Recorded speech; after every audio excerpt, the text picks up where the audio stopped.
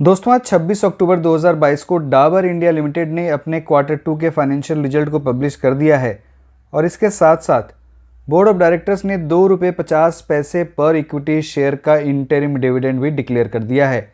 तो आपको आपके हर शेयर पर ₹2.50 का डिविडेंड मिलने वाला है और कंपनी ने इस डिविडेंड की रिकॉर्ड डेट 14 नवंबर 2022 फिक्स की है और कंपनी ने यह भी बताया है कि कंपनी इस डिविडेंड को 17 नवंबर 2022 या उसके बाद पे करेगी। ये इस कंपनी का कंसोलिडेटेड फाइनेंशियल रिजल्ट और यहाँ सारे फिगर करोड़ में बताए गए हैं accept earning per share. Q2 में रेवेन्यू फ्रॉम ऑपरेशन 2,986 करोड़ है जो Q1 में ये 2,822 करोड़ था और प्रीवियस ईयर के Q2 में ये 2,818 करोड़ था। तो रेवेन्यू फ्रॉम ऑपरेशंस में ईयर ऑन ईयर और क्वार्टर दोनों ही बेसिस पर लगभग 6% की बढ़त हुई है।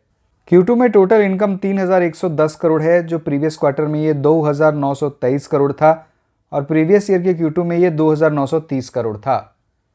तो टोटल इनकम में ईयर ऑन ईयर और क्वार्टर दोनों ही बेसिस पर लगभग 6% की बढ़त है। Q2 में प्रॉफिट बिफोर टैक्स 638 करोड़ है जो Q1 में ये 564 करोड़ था और प्रीवियस ईयर के Q2 में ये 661 करोड़ था।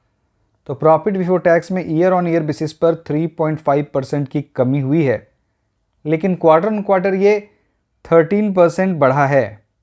Q2 में नेट प्रॉफिट या profit after tax 490 crore 86 lakh है जो Q1 में ये 441 करोड़ 6 लाख था और प्रीवियस ईयर के Q2 में ये 505 करोड़ 31 लाख था। तो नेट प्रॉफिट या प्रॉफिट आफ्टर टैक्स में ईयर ऑन ईयर बेसिस पर 2.86% की कमी हुई है, लेकिन क्वार्टर ये 11.29% बढ़ा है।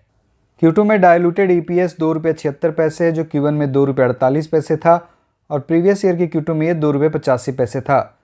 तो डायलूटेड EPS में ईयर ऑन ईयर बेसिस पर 3% की कमी हुई है और क्वार्टर बेसिस पर ही 11% बढ़ा है।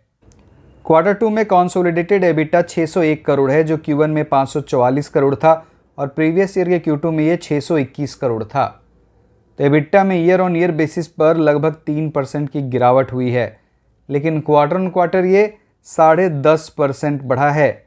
तो EBITDA में ईयर ऑन ईयर बेसिस पर 3% की गिरावट हुई है, इसीलिए पैट और EPS में भी ईयर ऑन ईयर बेसिस पर गिरावट हुई है।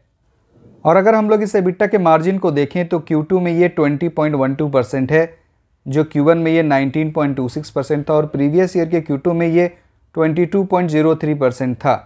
तो EBITDA का margin year on year basis पर तो गिरा है, लेकिन क्वार्टर बेसिस पर इसमें बढ़त है।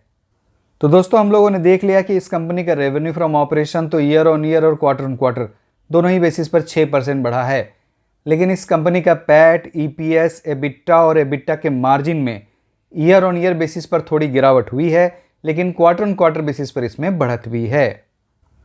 दोस्तों डाबर इंडिया लिमिटेड बादशाह मसाले प्राइवेट लिमिटेड में 51% के स्टेक को एक्वायर कर रही है और जो बचे हुए 49% है इसे 5 साल के बाद एक्वायर करेगी।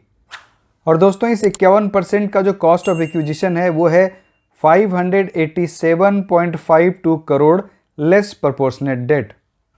तो बादशाह मसाले का जो इंटरप्राइज वैल्यूएशन होगा वो होगा 1,152 करोड़ रुपए और बादशाह मसाले प्राइवेट लिमिटेड का टर्नओवर फाइनेंशियल ईयर 21-22 का 189 करोड़ रुपए का है। तो दोस्तों डाबर इंडिया लिमिटेड बादशाह मसाले को एक्वायर करने वाली है। तो दोस्तों इस वीडियो में इतना ही। अब आपसे अगली वीडियो मुलाकात होगी। बहुत बहुत धन्यवाद।